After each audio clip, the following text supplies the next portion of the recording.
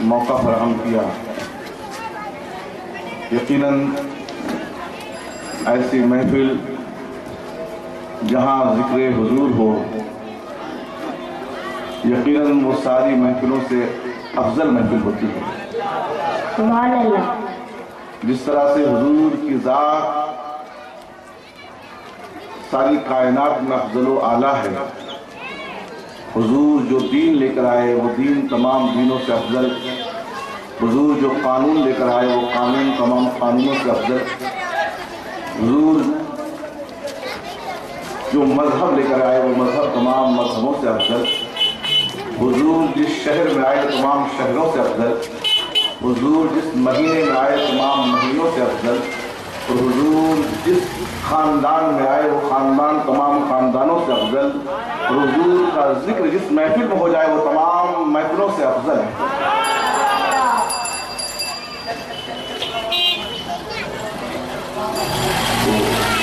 یقیناً جشن عید میلاد النبی کی محفل ہے جسے ہم اہل سنت والجماعت میلاد مصطفیٰ کے دن کو عید کے دن کے نام سے جانتے ہیں۔ انشاءاللہ اس میں تھوڑی سی گفتگو ہوگی، آپ محظوظ ہوں گے۔ تھوڑی دو تین شعر پہلے عرض کر دوں۔ تشریف لائے جب اللہ نے جمعے کو عید کا دن بنا دیا، تو جو یہ تصور کر رہے تھے کہ عید تو صرف دو ہی ہے، یہ تیسری عید کہاں سے آ گئی، تو یہ تو زمانے مصطفیٰ ہی سے فرمایا گیا کہ لوگوں جمعے کا دن بھی تمہارے لیے عید کا دن قرار دیا۔ تو عید کی دو قسمیں ہیں، عید شرعی اور عید شرعی، اور ایک دوسری عید جسے عید فرحت اور عید مسرت کے نام سے جانتے ہیں، وہ عید میلاد النبی صلی اللہ علیہ وسلم۔ وہ عید جو عید شرعی ہے جسے عید واجب کہا جاتا ہے، وہ عید الفطر اور عید الاضحیٰ ہے، اس کا تعلق احکام اور مناسک سے ہے، اور یہ عید جسے عید میلاد النبی کہتے ہیں اس کا نام عید تشکر، عید فرحت، عید مسرت ہے۔ بے شک سبحان اللہ۔ اس کا تعلق محبت اور عقیدت ہے، بے شک اس کا تعلق محبت اور عقیدت ہے۔ اب سنیے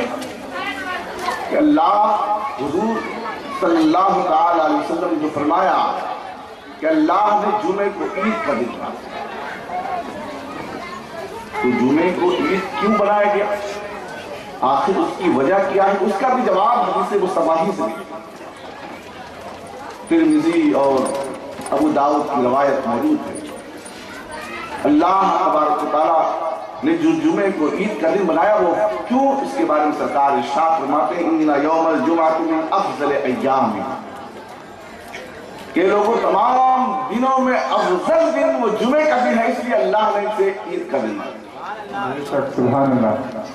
لیکن پھر سوال پیدا ہوتا، مولا تمام دنوں میں جمعے کا دن افضل تھا،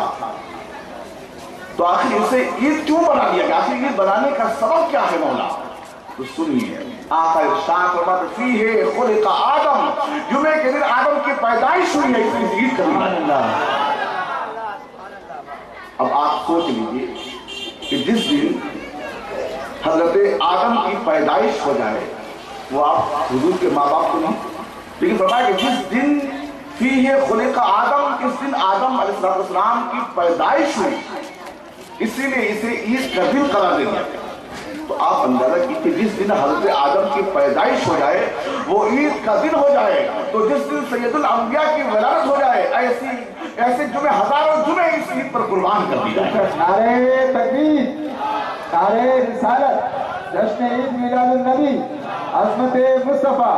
مولانا مختار اشرف صاحب قبلہ، نعرہ تکبیر۔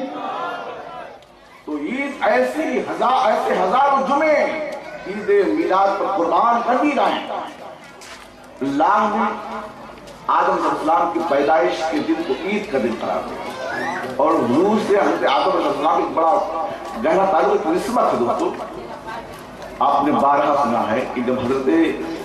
آدم علیہ السلام کو اللہ نے جنت سے دنیا میں بھیجا تو ایک طویل مدت تک 300 سال تک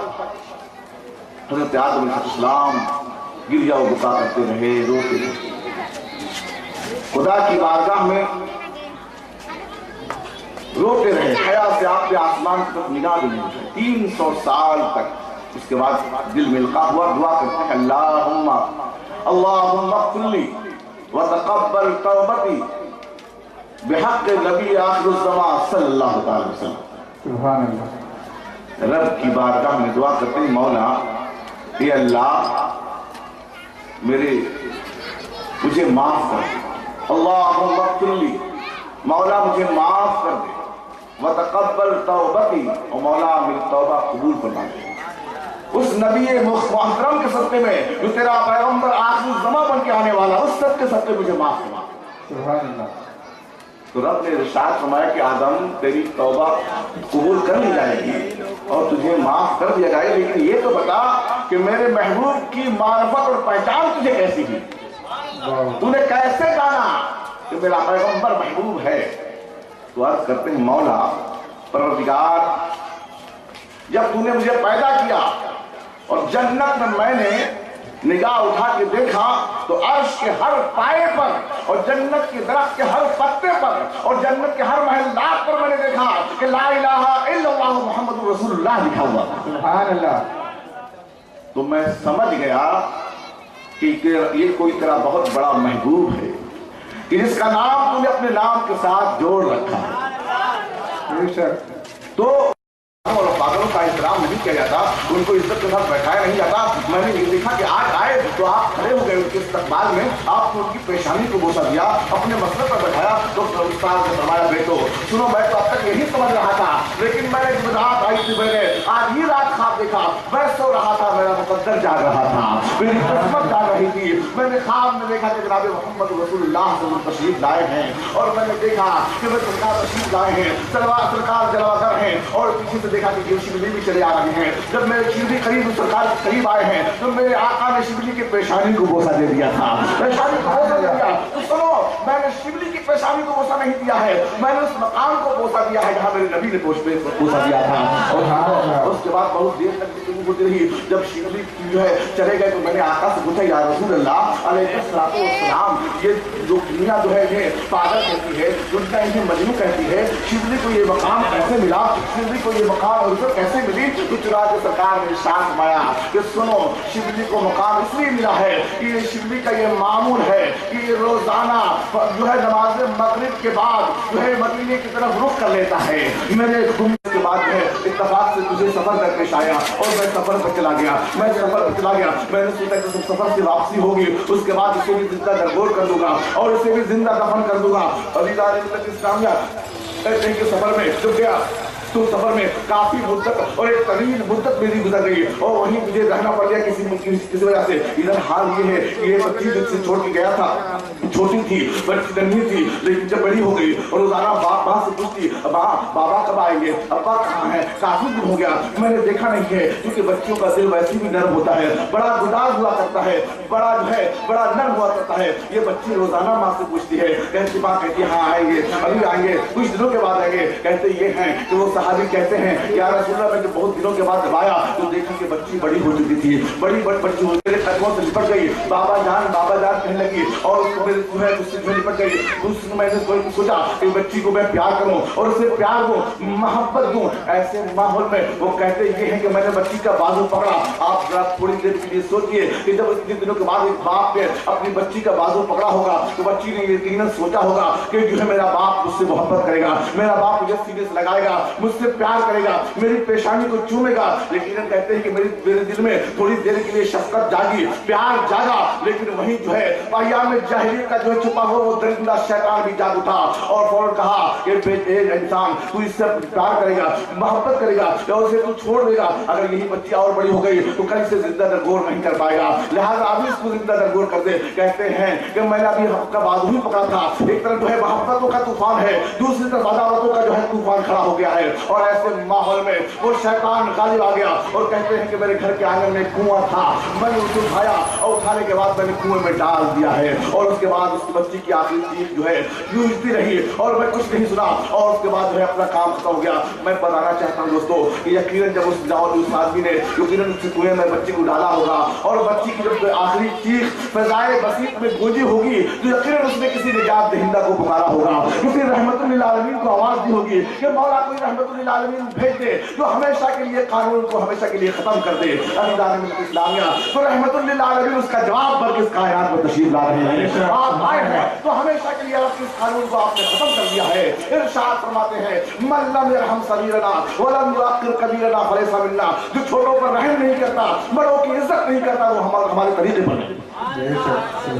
ہمیشہ کے لیے قانون کو دفن کر دیا۔ آپ ذرا سوچو تو صحیح، اور ایسا ہی نہیں، یونان کی سرزمین پر بھی ایسا ہی قانون تھا، پوری دنیا میں تاریکی پھیلی ہوئی تھی، ایسی ہی ظلم و بربریت کے دوستوں، کمزوروں کو جینے کا حق نہیں دیا جاتا تھا۔ یونان جس کی ایک اپنی تاریخ ہے، اپنی تہذیب ہے، ایک اپنی ثقافت ہے، ایک اپنا اس کا مزاج ہے، یونان وہ پوری دنیا میں مشہور ہے۔ یونان کی وہ سرزمین ہے دوستوں جس نے بڑے بڑے جو لوگوں کو پیدا کیا، ارسطو کو پیدا کیا، بقراط کو پیدا کیا، سقراط کو پیدا کیا، بڑے پیچیدہ دماغ رکھنے والے لوگ وہاں پیدا ہوئے ہیں۔ آج بھی سائنس اور میڈیکل سائنس جو ترقی کر رہی ہے، یونانی جو ہے ادویات کی جو ہے انہوں نے جو مرتب کر رکھے تھے اسی کی روشنی میں انہوں نے ترقی کیا ہے، انہوں نے بڑے بڑے جو ہے حکمہ پیدا کیے ہیں۔ یہ ایسے لوگ تھے جب چلتے تھے تو جنگل کی جڑی بوٹیاں بولتی تھی کہ مجھ سے یہ کام لے لیا جائے۔ اسی یونان کے سرزمین کا ایک قانون تھا کہ اگر کوئی ماں آپ کمزور بچہ پیدا کرتی تھی اور کوئی کمزور بچہ پیدا ہوتا تھا تو چنانچہ وہ ماں جو ہے یونان کی پہاڑی پہ لے جاتی اور وہاں سے نیچے اسے چھوڑ دیتی۔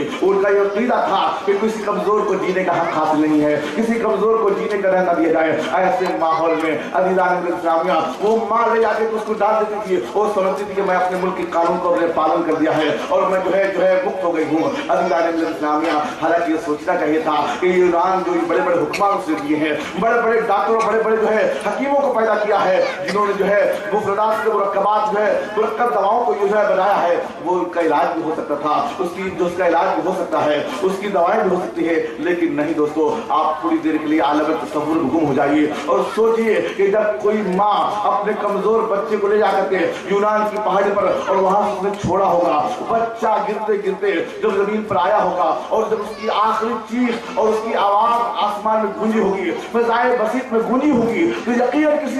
کسی نجات دہندہ اور کسی رحمت للعالمین کو اس نے آواز دی ہوگی۔ رحمت للعالمین اس کا جواب بن کے کائنات کو تشریف لا رہے ہیں اور ہمیشہ کے لیے قانون کو ختم کر دیا کہ لوگوں یہ ظلم ہے، یہ بربریت ہے، یہ جو ہے یہ ایسا نہیں ہونا چاہیے۔ میرے آقا نے ہمیشہ کے لیے وہاں کا قانون ختم کر دیا۔ اور دوستو اس طرح سے مصر کی سرزمین کا بھی ایسا ہی قانون تھا، یورپ میں بھی ایسا ہی ہوا کرتا تھا، وقت تک اس پر گفتگو کی جاتی۔ ہندوستان کی سرزمین پر بھی ایک ایسا قانون تھا کہ دوستو جب کوئی جو ہے شوہر مر جاتا تھا تو اس کی جو ہے بیوی کو اس کی چتا پر زندہ جلا دیا جاتا تھا اور اس کے بعد جو ہے میرا کہتا تھا کہ جو ہے بہت ہی جو ہے اس کے شوہر کو مدار ہے۔ اس سے تعلق سے دو باتیں تھی، ایک تو یہ کہ جو ہے شوہر جو مرا ہے وہ جو ہے یہ عورت کے نحوست کی وجہ سے مرا ہے، اور دوسری بات یہ ہے کہ اس کو زندہ جلا دیا تھا وہ اس لیے کہ شوہر کی کتنی وفادار ہے۔ عزیزان اسلامیہ، تھوڑی دیر کے لیے آپ سوچو اور تصور کرو کہ جب جو ہے کسی زندہ جو ہے شوہر کی چتا پر کسی جو ہے زندہ لاش کو جلایا گیا ہوگا، کسی عورت کو جلایا گیا ہوگا، لیکن جب اس کی آتما جلی ہوگی تو اس نے اس کی جلتی ہوئی آتما نے کسی پرماتما کو پکارا ہوگا۔ یہ کیسا قانون ہے کہ اس کو محبت دینی چاہیے، اس کو جو ہے محبت دینی چاہیے کہ یہ اس پر محبت دینی چاہیے کہ اس کا شوہر مر گیا ہے، اس کا دوستو جو ہے ہمیں جو ہے چاہیے کہ اپنے اخلاق و کردار سے، اپنے جو ہے کردار و اخلاق سے نبی کائنات کا جو ہے آئینہ پیش کریں۔ عزیزان اسلامیہ، آپ بتا دو کہ محمد عربی سرور کی کتنی ذات کتنی عظیم تھی۔ ایک کتاب لکھی گئی ہے جس کا نام جو ہے